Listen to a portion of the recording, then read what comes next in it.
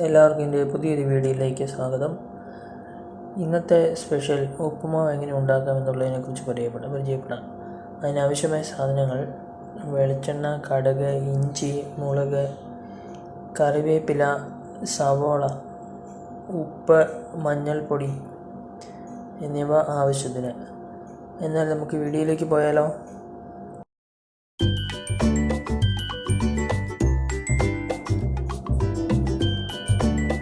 ഒരു പാൻ എടുക്കുക. അതിലേക്ക് ചൂടായ ശേഷം അതിലേക്ക് വെളിച്ചെണ്ണ ഒഴിക്കുക.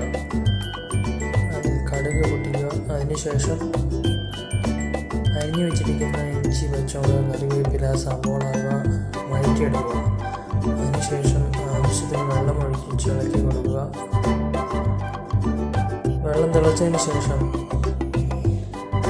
അതിലേക്ക് ഉപ്പ്, മഞ്ഞൾപ്പൊടി ചേർക്കുക. അതിനുശേഷം നമ്മൾ വറുത്ത് വെച്ചിരിക്കുന്ന റവ ഇട്ട് കൊടുക്കാം.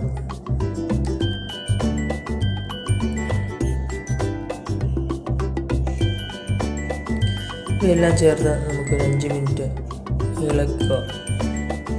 അപ്പോൾ നമുക്ക് സ്വാദിഷ്ടമായ ഉപ്പുമാവ് റെഡിയായി. എല്ലാവർക്കും എൻ്റെ വീഡിയോ ഇഷ്ടപ്പെട്ടു എന്ന് വിചാരിക്കുന്നു. ഒരു പുതിയ വീഡിയോയുമായി